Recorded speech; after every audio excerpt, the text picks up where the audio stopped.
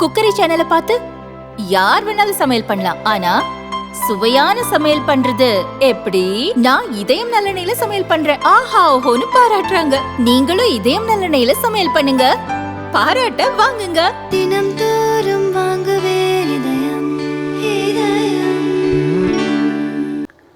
மாலை வணக்கத்தை தெரிவித்து, ஈதல் இசைப்பட வாழ்தல் அது வல்லது ஊதியமில்லை உயிர்க்கு என்கின்ற வல்லனுடைய வாக்கிற்கு முத்தமிழறிஞர் கலைஞர்களுடைய விளக்க உரை என்பது கொடைத்தன்மையும் குன்றாத புகழும் தவிர வாழ்க்கைக்கு ஆக்கம் தரக்கூடியது வேறு எதுவும் இல்லை என்கின்ற அந்த விளக்க உரையோடு உரையாற்றி அமர்ந்திருக்கின்ற ஷேக் உத்மான் சார் அவர்களுக்கும், த டைம்ஸ் ஆஃப் இந்தியாவை சார்ந்திருக்கின்ற ஒவ்வொரு ஆஃபீஸ் பேரர்ஸ்க்கும், பத்திரிகைத்துறை ஊடகத்துறை சார்ந்திருக்கின்ற நண்பர்களுக்கும், என்னுடைய அன்பு மாணவ செல்வங்களுக்கும், பெற்றோர்களுக்கும் என்னுடைய வணக்கத்தை நான் தெரிவித்துக் கொள்கின்றேன். வரும்போது கூட சார்ட்ட சொல்லிட்டே இருந்தால், அது விஸ்டா ஐடியா தானாக இருந்தாலும் சரி, அல்லது ட்ரையல் பிளேசஸாக இருந்தாலும், அல்லது ஐகான்ஸ் ஆஃப் தமிழ்நாடு, இப்படி நீங்கள் நடத்துகிற ஒவ்வொன்றுக்கும் வந்திருக்கேன். பேசாமல் டைம்ஸ் ஆஃப் இந்தியாவில் வேலைக்கு சேர்ந்துடலாம் போல இருக்கு அப்படின்னு அவர்கிட்ட நான் சொல்லிகிட்டே வந்தேன். அதான் அவர் சொன்னார், டைம்ஸ் ஆஃப் இந்தியாவுடைய ஒரு எக்ஸ்டென்ஷனாக நான் இருக்கிறேன் என்பதை இங்கே எடுத்து சொன்னார். உள்ளபடியே ஒரு பெருமையான ஒரு நிகழ்வு தான் இன்றைக்கி. ஏன்னா இன்றைக்கி எத்தனையோ பேப்பர்ஸ் வந்திருக்கு, இன்றைக்கி சோஷியல் மீடியாஸ் வந்துருச்சு, இன்றைக்கி யூடியூப்பில் பேச தெரிஞ்சவங்க எல்லாருமே இன்றைக்கி ஒரு நியூஸ் ரீடர்ஸ் மாதிரி ஆகிட்டாங்க இன்றைக்கி. ஆனால் நம்ம அதெல்லாம் கடந்து ஒரு நியூஸ் பேப்பரை வாங்கி அதை 2 பக்கம் புரட்டி அதை படித்து பார்த்து அதில் இருக்கின்ற புள்ளி விவரங்களை மைண்டில் வச்சுக்கிட்டு அது படிக்கக்கூடிய வாய்ப்பு இல்லாதவங்கள்ட்ட போய் அந்த கருத்துக்களை கடத்துறது அப்படிங்கிறது ஒரு சாதாரண விஷயம் இல்லை. அந்த மன திருப்தி வேறு எதுவும் அது தந்து விடாது. ஆக அப்படிப்பட்ட ஒரு பணியில் ஈடுபட்டு கொண்டிருக்கின்ற ஒரு கள பணியாளர்களாக, முன்கள பணியாளர், நம்முடைய தொகுத்து வழங்கக்கூடிய அந்த சகோதரி சொன்னது போல், அந்த முன்கள பணியாளர்கள் அப்படிங்கிறது அந்த நேரத்தில் உங்களுக்கும் குடும்பம் இருக்குது இல்லைன்னு சொல்லலாம். அதிலையும் தாண்டி நமக்கான பணியை நாம் செய்திட வேண்டும், மக்களும் நம்மளால் முடிந்தவரைக்கும் செய்தியை சேர்த்திட வேண்டும் என்று நினைக்கக்கூடியவர்கள் தான் இந்த அரங்கம் முழுதும் நிறைந்திருக்கின்ற இந்த உழைப்பாளர்கள். உங்கள் அனைவருக்கும் முதலினுடைய பாராட்டுகளை நான் தெரிவிக்கிறேன். ஆக அப்படிப்பட்ட உங்களை மனதில் வைத்து உங்களுக்கான எதிர்காலம், உங்களுக்கான சொத்தாக நீங்கள் பார்க்கக்கூடிய பிள்ளை செல்வம், அந்த பிள்ளை செல்வத்தை வளர்த்தெடுக்கக்கூடிய ஒரு மிகப்பெரிய ஒரு பணியை தான் இன்றைக்கி அவங்க செஞ்சுருக்காங்க. டைம்ஸ் ஆஃப் இந்தியா செய்கிறதுங்கிறது வந்து மீன் தருவதை காட்டிலும் மீன் பிடிக்க கற்று தருகின்ற ஒரு டைம்ஸ் ஆஃப் இந்தியாவாக நான் பார்க்குறேன். உங்களுக்கு என்னுடைய பாராட்டுக்கள். பொதுவாக ஒரு ரிப்போர்ட்டர்ஸ் வந்து செய்திகளை சேகரித்து கொடுத்துருவாங்க. அந்த செய்திகள் சேகரித்து கொடுத்ததுக்கு பிறகு அந்த எடிட்டர்ஸ் அதை சரிபார்த்து அதை சரி செய்வார்கள். அதன் பிறகு டிசைனர்ஸ் என்ன பண்ணுவாங்க, அது சார்ந்து ஒரு வடிவத்தை அதற்கு வழங்குவார்கள். பிரிண்டிங் பணியாளர்கள் அது ஒரு செய்தி தாளாக அதை உருவாக்குவார்கள். நிறைவாக அது மக்களிடம் கொண்டு செல்கின்ற அந்த பணியில் இருக்கிறவர் யாருன்னு பார்த்தீங்கன்னா, அது விற்பனையாளர்கள், அது விநியோகஸ்தர்கள், அவங்களாகத்தான் இருக்க முடியும். இங்கே பேசுனது மாதிரி பல நேரங்கள் நான் ட்ரெயினில் வரும்பொழுதுலாம் விடிய காலம்புற நான் இறங்கி நான் வீட்டுக்கு செல்லும் பொழுது அந்த தெருவோரமாக பார்த்து இருக்கிற இடத்துல ஒரு பிளாட்ஃபார்மில் உட்கார வச்சு அந்த பத்திரிகையை வகைப்படுத்திக்கிட்டு அவ்வளோ வேகமாக வகைப்படுத்திக்கிட்டே இருப்பாங்க. சம்டைம்ஸ் ஏதாச்சும் ஒரு இன்சர்ஷன்ஸ் இருந்துச்சு, அந்த பேப்பர், அந்த இன்சர்ட் பேப்பர், அது வந்து இது பார்க்கும்போது அவ்வளோ ஒரு அர்ப்பணிப்பு உணர்வோடு இது போய் மக்களிடம் இதை போய் நம்ம கொண்டு சேர்க்கணும் என்று செய்யக்கூடியவர்கள் தான் நீங்கள் ஒவ்வொருவரும். பல பேர் பெரிய ஆளுமையாக இருக்கலாம் சொல்லலாம். நான்லாம் அந்த காலத்தில் நான் வந்து பால் பாக்கெட் போட்டுருந்தேன், நான் பேப்பர் போட்டுட்டு இருந்தேன், இன்றைக்கி நான் இந்த இடத்துக்கு வந்துட்டேன் அப்படின்னு சொல்கிறத நம்ம பார்த்துருப்போம். அப்படி பேப்பர் போடுறவங்களும் பால் கொடுக்குறவங்களும் பார்த்திங்கன்னா எல்லாருமே உயர்ந்த நடத்திக்கு வந்துட்டாங்களா அப்படின்னா இல்லை, ஒரு சிலர் தான் வந்திருக்க முடியும்.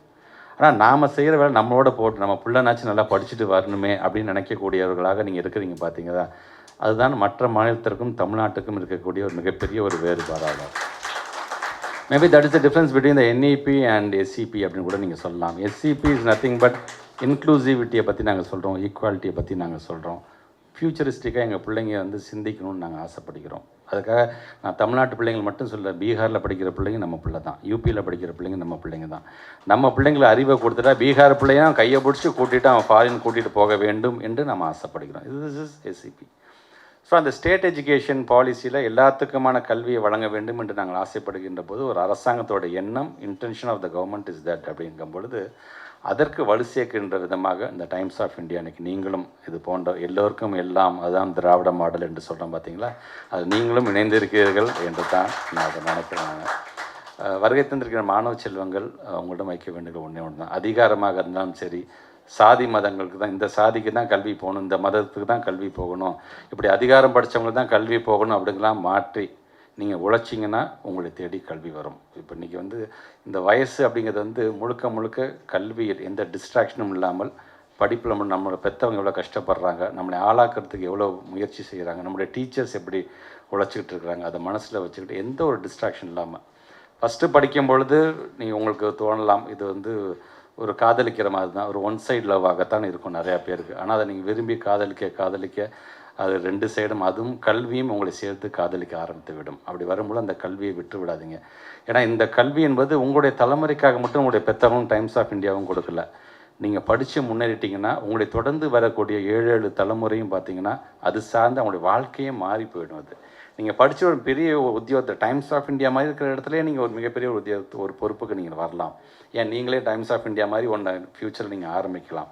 பட் எல்லாத்துக்கும் அந்த எக்ஸ்பீரியன்ஸ் அது இருக்குது. இந்த இன்டெலெக்சுவல் ப்ளஸ் கேரக்டர் இருக்குது பார்த்தீங்கன்னா, அதுதான் one of the most goal of proper education அப்படின்னு மார்ட்டின் லூதர் கிங் ஜூனியர் சொல்கிறது போல் நம்மளோட கேரக்டர் ரொம்ப முக்கியம். அதே நேரத்தில் படிப்பில் எதை தோய்ந்து போயிட்டோம், நம்ம மார்க்கு சரியாக வரல அப்படிங்கிறது வந்து வாங்கக்கூடிய மதிப்பெண்கள் மட்டுமே உங்களுடைய வாழ்க்கையில் மதிப்பீடு செய்தார். உங்களுக்கான தனித்திறமையும் நீங்கள் வளர்த்து கொள்ள வேண்டும்.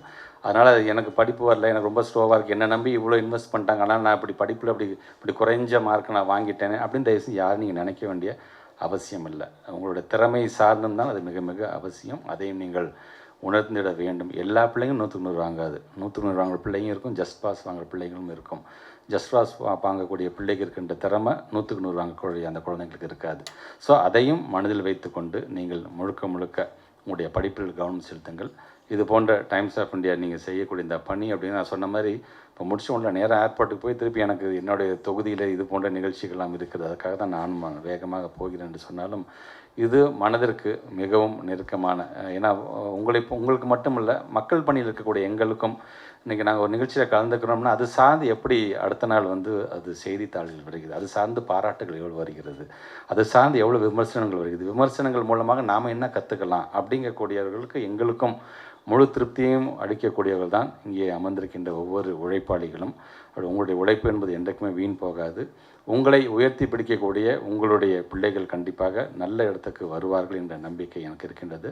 அவர்கள் என்னென்னலாம் கனவு காணுகிறார்களோ அந்த கனவை எட்டுகின்ற அளவிற்கு அது நிறைவேறும் என்கின்ற என்னுடைய வாழ்த்துக்களையும் பாராட்டுகளையும் தெரிவித்து வருகை தந்திருக்கின்ற உங்கள் அனைவருக்கும் என்னுடைய நன்றியை தெரிவித்து இந்த உரையை நிறைவு செய்கிறேன். நன்றி, வணக்கம்.